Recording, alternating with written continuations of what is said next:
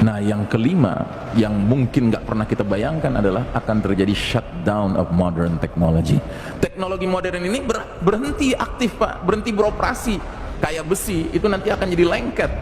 Makanya instrumen-instrumen yang terbuat dari besi yang sedikit rumit nggak bisa dipakai lagi nanti. Contohnya sepeda, besi rantainya kan besi, gearnya besi, nggak bisa dipakai. Bedil, pelatuknya besi, pelurunya besi, nggak bisa dipakai. Tidakkah kita menyadari sekarang ketiga perkara itu sudah lengkap? Sambil kitanya harus punya rencana. Kitanya kemana? Ya kita harus hijrah, Pak. Kan Nabi dulu hijrah, ya kita juga harus hijrah, Pak. Nah, kira-kira kita hijrahnya kemana? Ya kita hijrah ke tempat pemimpin kita bakal muncul. Pemimpin kita siapa? Al-Mahdi, Amirul Mukminin fi akhir zaman. Munculnya di mana? Senayan. Hah? Di mana munculnya Al-Mahdi? Di Mekah dia munculnya. Jadi idealnya kalau kita bisa, kita siap-siap hijrah ke Mekah. Idealnya. Kalau nggak bisa, kita hijrah ke Syam. Karena yang hijrah ke Mekah memang hanya as-sabiqunal awwalun, generasi awal saja dari pionir-pionir yang membaiat Al-Mahdi. Tetapi yang kebanyakan umat Islam nanti akan hijrahnya ke Syam. Karena apa? Dari Mekah itu Al-Mahdi akan menuju ke Syam, karena di sanalah khilafah ala minhajin nubuwah akan tegak. Gitu. Kebanyakan umat Islam nanti hijrahnya ke Syam. Tetapi yang sedikit, yang awal-awal itu hijrahnya ke Mekah. Karena mereka ingin menjadi as-sabiqunal awwalun yang registrasi langsung kepada Al-Mahdi pada masa Al-Mahdi masih sepi pendukungnya. Gitu. Baik, kemudian yang berikutnya, global famine, kelaparan mendunia terjadi. Makanya ada dalil mengisyaratkan kalau kalian sudah lihat bintang berekor di bulan Ramadan, simpan makanan sekuat kemampuanmu.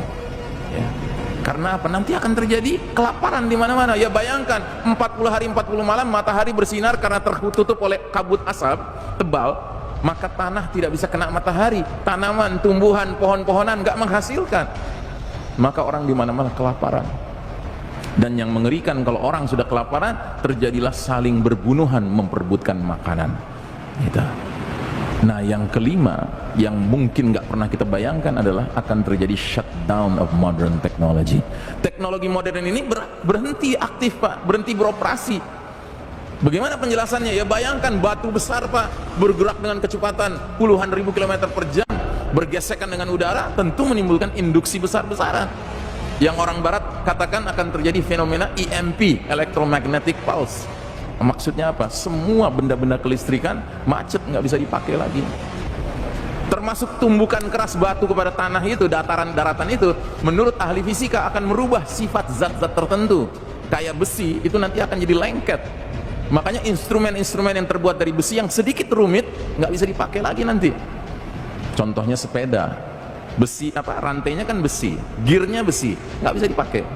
Bedil, pelatuknya besi, pelurunya besi, nggak bisa dipakai. Dan inilah yang Nabi maksudkan dalam hadis sahih riwayat Muslim. 3 kali Nabi sebutkan di hadapan para sahabat, wa'udtum min haitsu bada'tum, wa'udtum min haitsu bada'tum, wa'udtum min haitsu bada'tum. Kalian akan kembali kepada kondisi seperti sedia kala. Kalian akan kembali kepada kondisi seperti sedia kala. Kalian akan kembali kepada kondisi seperti sedia kala. Para sahabat mendengar hadis ini nggak ngerti. Kenapa nggak ngerti? Karena mereka tidak pernah hidup dengan komputer, nggak pernah hidup dengan handphone, nggak pernah hidup dengan listrik, dengan mobil, motor, pesawat udara. Mereka nggak ngerti. Kita yang hidup di era teknologi canggih sekarang ini membaca hadis ini bisa membayangkan, oh ini maknanya akan terjadi setback of civilization. Peradaban bakal mundur ke belakang lagi. Makanya hadis-hadis tentang peperangan di akhir zaman mengisyaratkan Al-Mahdi dan pasukannya berperang dengan tombak, dengan pedang, dengan panah, berkuda lagi. Ya. Nah, jadi saudaraku rahimakumullah, Syekh Mubayyad dalam kitabnya Ensiklopedia Akhir Zaman mengatakan shutdown of modern technology tidak buruk bagi umat Islam, malah dia berkah bagi umat Islam. Kenapa?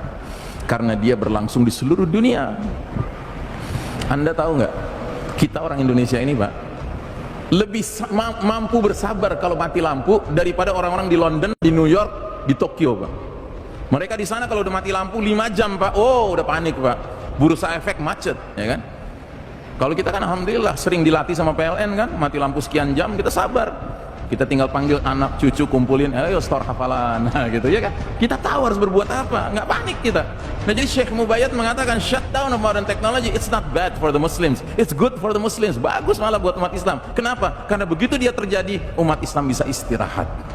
Istirahat dari apa? Dari perlombaan mengejar ketertinggalan di bidang teknologi menghadapi barat kafir.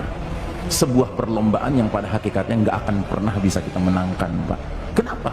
Karena barat kafir nggak rela kita memenangkannya. Jangankan memenangkannya, Pak, setara dengan mereka aja nggak boleh. Buktinya apa? Putra-putra muslim yang cemerlang otaknya, kalau belajar ke Amerika, belajar ke Eropa, itu nggak diizinkan pulang, Pak. Dikasih warga negara setempat. Brain drain, Pak, disedot, Pak, pikirannya. Nggak boleh bermanfaat buat negeri-negeri muslim. Kalau ada sebuah negeri muslim punya gagasan bikin pembangkit tenaga listrik nuklir, dipersulit, Pak, termasuk PBB mempersulit gitu. Kenapa? Mereka nggak mau negeri muslim maju di bidang teknologi. Akhirnya apa yang Allah lakukan? Allah shutdown aja teknologi. Ya, kalau sudah di shutdown, Pak, kita dengan barat kafir menjadi setara, Pak. Jadi 0-0 situasinya. Dan kalau sudah seperti itu, Pak, kaedah orang Betawi baru boleh kita pakai, Pak. Lo jual, gue borong, gitu, ya kan? Dengan catatan kitanya latihan, Pak, persiapan. Nah, persiapannya apa? Ya diantaranya laksanakan hadis Nabi yang sudah kita dengar dari dulu. Didiklah anak kalian memanah, berkuda, berenang. Ini hadis bakal berlaku, Pak, nanti, Pak. Dan jangan kita sok-sok modern dalam menafsirkan hadis ini. Ustadz, itu maksudnya bukan benar-benar memanah, Ustadz, belajar nembak. Oh sorry, nggak ada hadisnya tuh Al-Mahdi pakai M16, pakai AK-47, nggak ada gitu. Ustadz, itu bukan benar-benar berkuda, Ustadz, belajar bawa tank, belajar bawa jet gitu kan. Nggak ada tuh hadisnya. Isa alaihissalam nanti turun naik Phantom, naik Stealth gitu, nggak, diantar malaikat. Nah, jadi saudaraku rahimakumullah, ya, inilah yang harus kita antisipasi dalam waktu dekat ini. Kita nggak tahu kapan waktu itu akan terjadi, tapi kalau melihat perilaku manusia hari ini, Pak, tampaknya azab Allah is very close, sudah sangat dekat, Pak. Karenanya kita harus mempersiapkan diri dan keluarga kita, ya, untuk menghadapi situasi huru-hara akhir zaman yang di satu sisi mengandung banyak kesulitan-kesulitan, tapi di lain sisi bersamaan dengan kesulitan itu ada kebaikan, ada busyra, ada kabar gembira. Apa itu? Hadirnya pemimpin kita dan berpindahnya kita ke babak kelima, ya. Ini yang harus kita sadari, Pak, bahwa ajaran Islam adalah ajaran yang menginginkan kita ini optimis dengan kabar-kabar gembira, tapi nggak sampai menjadi lupa daratan. Kita harus ingat untuk dapat kabar gembira itu ada kesulitan-kesulitan yang harus kita hadapi. Dan jangan cuma melihat kesulitan-kesulitan sehingga kita jadi pesimis, padahal ada kabar gembira di balik kesulitan-kesulitan itu yang harusnya membuat kita optimis. Inna ma'al usri yusran, inna ma'al usri yusran. Bersama kesulitan ada kemudahan. Bukan sesudah kesulitan, Pak, ada kemudahan. Tidak, bersama kesulitan ada kemudahan. Makanya ketika Nabi berbicara tentang kabar gembira Al-Mahdi, Nabi menggunakan kalimat ubasyirukum bil mahdi yub'atsu fi ummati. Ku kabarkan berita gembira akan datangnya, diutusnya Al-Mahdi ke tengah umat ini saat apa? Saat perselisihan antar manusia menjadi-jadi, saat gempa semakin sering, ya, dan Al-Mahdi akan memenuhi bumi secara merata dengan keadilan setelah bumi dipenuhi secara merata dengan kezaliman di babak keempat ini. Jadi saudaraku rahimakumullah, satu hadis ini ada kabar gembiranya, datang sang pemimpin, tetapi ada kabar yang mengerikan. Perselisihan antar manusia menjadi-jadi, gempa semakin banyak, dan kezaliman merata. Tidakkah kita menyadari sekarang ketiga perkara itu sudah lengkap?